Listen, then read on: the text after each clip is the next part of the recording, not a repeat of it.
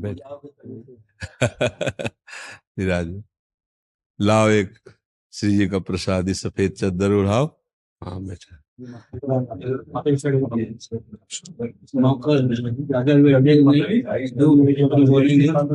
मोर ने आओ मैं चोरी जी ने जिसको जहाँ समझा वहाँ आपके चरणों में है। इतनी बड़ी कृपा आपके हमारे ऊपर जबान से नहीं कर सकती। ये आपका बड़प्पन है कि आप ऐसे दैन्य वचन बोल रहे हैं। प्रभु के भक्तों की ऐसी महिमा होती है, ये प्रभु के भक्तों का ऐसा स्वभाव होता है। साहेब तुम सारियों लाख लोग मिल जाएं, तुम्हें हम सब भक्त हैं, हमें तुम बहुत घोर पापी, बहुत विषयी। ये भक्तों की परिपाटी ऐसी चली आई है। जब हनुमान जी महाराज प्रथम बार राम जी के दर्शन कर रहे हैं, तब कह रहे हैं एक में मूढ़ मंदमति। भगवताओ ज्ञानी नाम अग्रगण्यम, वो कह रहे हैं एक में मूढ़ मंदमति। कुटिल हृदय अज्ञान प्रभु पुनि प्रभु मोहि विसारेऊ, दीन बंधु भगवान। तो ये तो भक्तों की महामहिमा में परिपाटी चली आ रही कि वो अपने को दैन्य भाव से ऐसे प्रस्तुत करते हैं संतों और प्रभु के सामने। जी विकास कुमार जी, उत्तर प्रदेश। महाराज जी, श्री हरिवंश, राधे राधे। आपके चरणों में कोटि कोटि प्रणाम। महाराज जी, इस शरीर द्वारा गलत संग के कारण बचपन से ही ब्रह्मचर्य नष्ट हुआ। 2021 में आपके वचन फेसबुक और यूट्यूब के माध्यम से सुना और ब्रह्मचर्य पर ध्यान देने लगा। क्या अब कठिन साधना करने पर वीर्य अधोगामी से ऊर्ध्वगामी हो सकता है? क्या बच्चा कि जैसे गृहस्थ धर्म में अगर जाना है तो थोड़ा व्यायाम करके, थोड़ा संयम से रहकर, अपनी आदतों पर शासन रखकर सरल ढंग से चलो। अगर वैराग्य मार्ग में जाना है तो ऊर्ध्वगामी की बात सोचो। ऊर्ध्वगामी होना कोई खिलवाड़ समझते हो? ऊर्ध्वगामी के लिए सिद्धासन है। एक दिन हमने एकांतिक में एक बच्चे को सिद्धासन, ये सिद्धासन जनेन्द्री को संज्ञा शक्तिहीन कर देगा, तब सुषमना मार्ग खुलता है। फिर तो ये यौगिक क्रियाएं हैं। अब गृहस्थी में जाना है ना, आए जैसे आप आगे नहीं। अब अगर संसार में थोड़ी, देखो पहले ही आदतें खराब कर लिए, बाबा जी बनना कोई खिलवाड़ थोड़ी। बच्चा गृहस्थी में जाए, धर्म पूर्वक गृहस्थी का सेवन करे और भगवान का भजन करे। इधर उधर ताक झांक गंदी बातों से साधुता भी बदनाम होती है। चार लोग संतों को गालियां देते हैं। आजकल यही तो हो रहा है, मतलब जिनकी योग्यता भगवत मार्ग में चलने की नहीं है, वो भेष बनाकर गंदे आचरण करते हैं, संतों को गालियां मिलती हैं।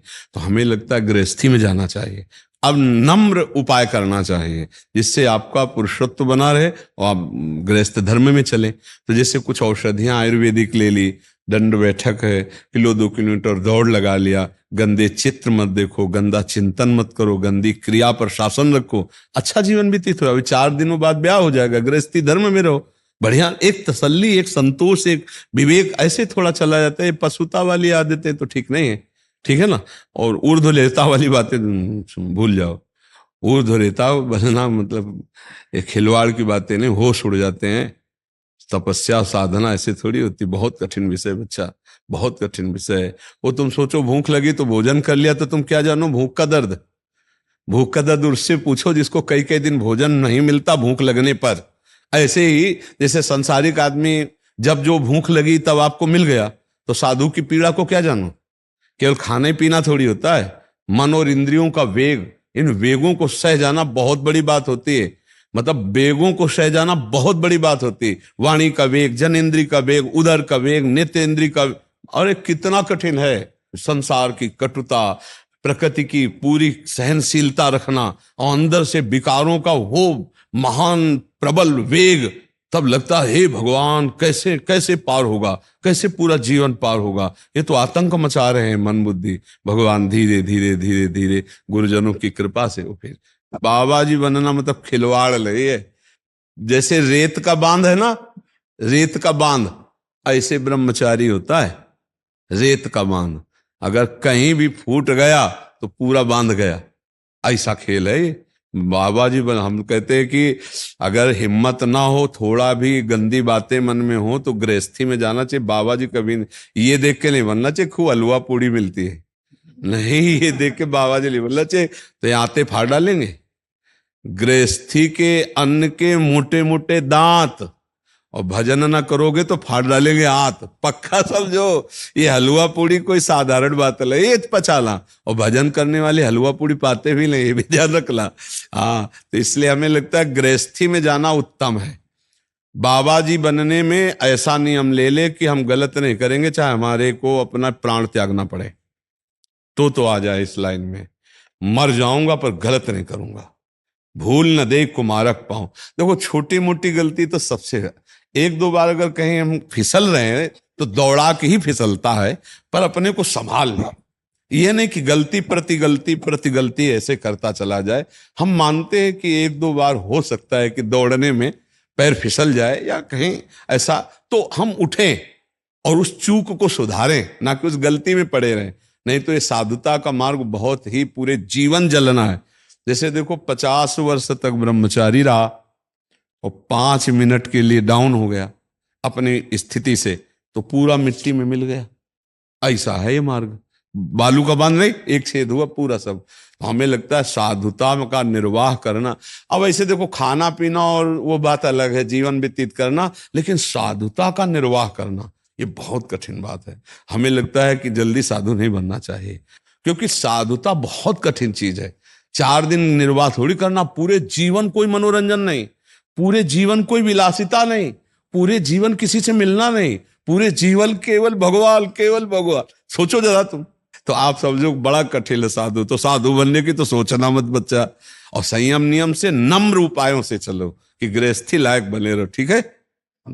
डॉक्टर प्रहलाद सोनी जी, श्रीनाथ राजस्थान से।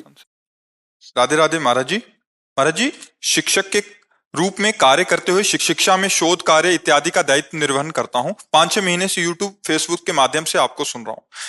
महाराज जी, अभिलाषा, इच्छा, आकांक्षा, अपेक्षा या कामनाएं मन में द्वंद्व पैदा करती हैं। क्या द्वंद्व की समाप्ति भक्ति का प्रवेश द्वार है? द्वंद्व की समाप्ति भगवत प्राप्ति की स्थिति है। जो द्वंद्वैर विमुक्ता सुख दुख संगई तो गच्छन्त मूढ़ा, वो अमूढ़ पद भी वो प्राप्त होता है, परम पद को प्राप्त होता है। तो द्वंद्व तो बहुत बड़ी बात है, मिट जाना ये कोई शुरुआत नहीं होती है। जहां मान अपमान, लाभ हानि, सुख दुख, जन्म मृत्यु ये सब समान हो जाते हैं, वो तो भक्ति की चरम अवस्था है। ये भक्ति का परम लाभ स्वरूप प्रकार, ये प्रथम द्वार नहीं है। प्रथम द्वार तो होता है द्वंद्वों को सहने की इच्छा रखना, लेकिन द्वंद्वेर विमुक्ता, द्वंद्वों से मुक्त हो जाने तो भक्ति का परम लाभ हो जाता है, जिसके ऊपर मान का कोई प्रभाव नहीं, अपमान का नहीं, दुख का नहीं, सुख का नहीं, लाभ का नहीं, हानि का नहीं, जन्म का नहीं, मृत्यु का नहीं।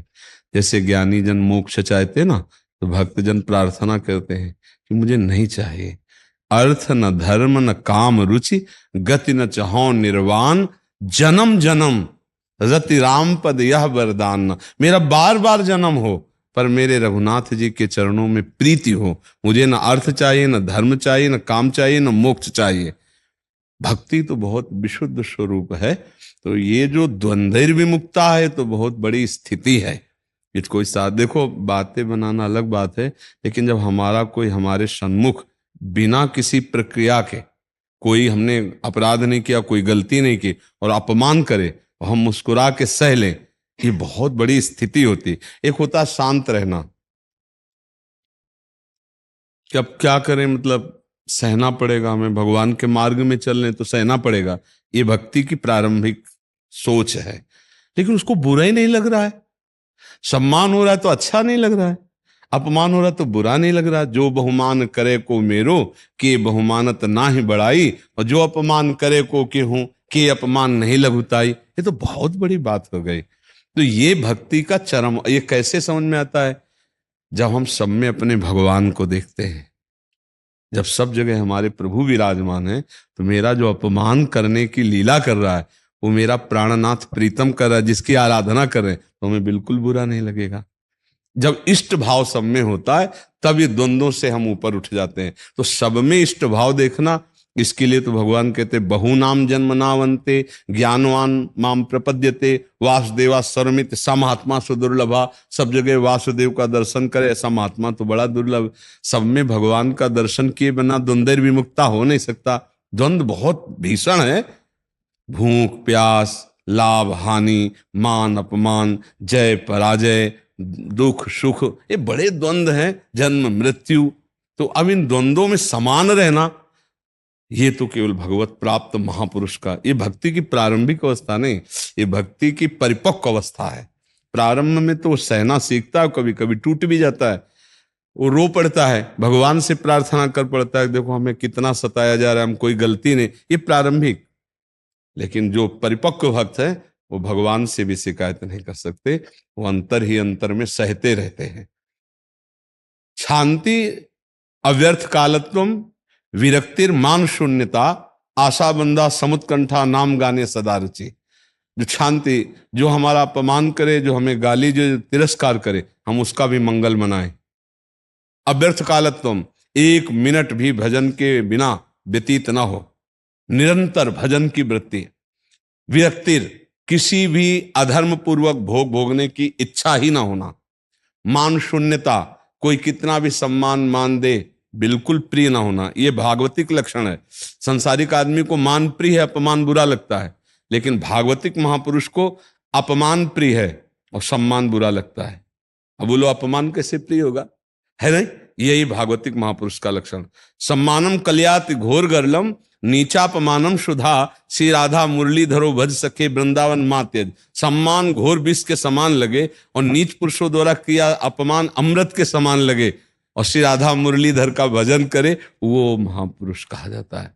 शांति अव्यर्थ कालत्वम विरक्तिर मान शून्यता। मान शून्यता, मान बिल्कुल ना अंदर छू जाए तब वो महान द्वंद्व विमुक्ता होता है। अब मान कितना प्रिय आप देख लो, जिस व्यक्ति या जिस गली में या जिस स्थान में आपका अपमान होगा दोबारा जाना नहीं चाहेंगे। और हम लोगों को एक ट्रेनिंग दी जाती है, हम भगवत पार्षद ट्रेनिंग में है ना, तो गुरुजन ये शिक्षा देते, जिस गली में अपमान हो वहां जरूर मांगने जाना, जो गाली दे उसके पास से जरूर गुजरना, जो अपमान करे उसको जरूर नमस्कार करना। अब भला ऐसा हो सकता है? ऐसा कर ले तो माया पर विजय प्राप्त कर ले गए, वही भक्त है। शांति अव्यर्थ कालत्वम विरक्तिर मान शून्यता आशा बंधा, मुझे भगवान जरूर मिलेंगे। आशा बंधा, मुझे प्रभु की जरूर प्राप्ति। ये हम आज सत्संग में कह रहे थे, बोलो सबके अंदर आ रहा है कि नहीं कि मुझे भगवत प्राप्ति होगी, तो कुछ लोग नहीं बोल रहे थे, क्योंकि उनको अपने साधन का अविश्वास है कि भला मुझको कैसे भगवत प्राप्ति हो सकती है। ये भगवत प्राप्ति केवल उत्साह से होती है, केवल उत्साह से। आपके अंदर अगर ये बात बैठ जाए ना कि मैं प्रभु का अंश हूं और मेरा लक्ष्य भगवत प्राप्ति करना, तो मेरे में तो कोई साधन है नहीं, पर भगवान की कृपा से मुझे भगवत प्राप्ति हो जाएगी। अब जितना बनता है नाम जप करता हूं, गलत आचरण नहीं करता हूं, भगवान के भरोसे में भगवत प्राप्ति हो जाएगी, पक्का हो जाएगी। पर लोग समझ नहीं रहे, रुपया पैसा धन संपत्ति नाना प्रकार की भोग विलासिता, इसकी प्राप्ति के लिए उत्साह है, लेकिन भगवत प्राप्ति के लिए उत्साह नहीं। और ये जितना भी प्राप्त कर लो सब छूट जाएगा। अब यहां प्राण निकल जाए, अब आपके पास क्या है? तो निकलेंगे तो है ही ना प्यारे, आज नहीं तो कल, कल नहीं तो परसों, चाहे ऐसे बीत जाए वर्षों, पर जाना तो है ही यहां से। और जब जाना है तो कुछ लेके ले जाना। तो भैया फिर ऐसी चीज की प्राप्ति की चाह करो जो प्राप्त करने आए हो, वो है भगवत प्राप्ति। इसका उल्लास रखो, भगवान मिलेंगे, मेरे साधन बल से नहीं मिलेंगे। अगर भगवान को न मिलना होता तो संत समागम न देते, भगवान को न मिलना होता तो मुझे भजन करने की प्रीति न देते। इसका मतलब भगवान मिलना चाहते हैं। मन अति हरस जनाव न ते ही, आज देखी हो परम सरे ही। आज हो सकता है स्वप्न में भगवान आवे या नहीं आए, हो सकता है दिन में मिल जाए। ऐसे जो आशा करते हुए आशा बंदा, उसको निश्चित भगवान मिल जाते हैं। समुत्कंठा नाम गाने, उत्साह के सहित राधा राधा राधा राधा नाम गाने सदा रुचि। आसक्ति तद्गुणाख्याने, भगवान की चर्चा करने और सुनने में आसक्ति होनी चाहिए। जहां भगवान की चर्चा हो कुछ ही मिनट रुक जाओ। जैसे सुना कि यहां सत्संग हो रहा है, आपको बहुत जल्दी है, तो गाड़ी से उतर गए, 5 मिनट आके बैठ गए, 5 मिनट में 5 शब्द सुने, फिर चले गए। इतना सत्संग का आदर करोगे ना तो काम बन जाएगा। आसक्ति तद्गुणाख्याने, प्रीतिस्तद वसति स्थले। अब जैसे आप भगवान के धाम आए हो, 4 जगह दर्शन किए, 4 जगह हमारे प्रभु श्री कृष्ण यहाँ ये लीला की, यहाँ ये लीला की, उससे हमारे हृदय में प्रीति प्रकट होती है। यदि इस तरह से हम चले तो हम द्वंद्व विमुक्ता निश्चित हो जाएंगे। अभी भी भक्ति का रंग आ जाए ना तो हर द्वंद्व। एक बार एक आदमी अपने धर्मानुसार वो आराधना कर रहा था, तो कोई अपने प्रीतम से मिलने जा रही थी, तो उसको नांग करके चली गई। और जो अपनी आराधना करके देखा कि कोई स्त्री नांग के चली गई, बहुत गुस्सा में बैठा था। वो कुछ समय बाद वापस लौटी तो बहुत वो लड़ने के लिए बैठा था। उसने कहा तुम मुझे नांग के चली गई? तो मुझे पता नहीं, क्योंकि मेरे चिंतन में मेरा प्रीतम था, तो मुझे केवल जाना ही जाना था। तुम क्या कर रहे थे? तो बोले मैं अपने इष्ट की बंदगी कर रहा था। तो उनका क्या तुम इष्ट से प्यार करते हो? मैं एक मनुष्य से प्यार करते हो तो इतना बड़ा तू नहीं दिखाई दिया, और तू इतने बड़े से प्यार कर रहा था कि मैं दिखाई दिया? तेरी बंदगी क्या है? क्या तेरी बंदगी है? तो अपने इष्ट में जब हमारा प्रेम हो जाता है ना, तो कोई बाधा, कोई भी दुख, कोई भी विपत्ति, ये सब घास फूस लगती है।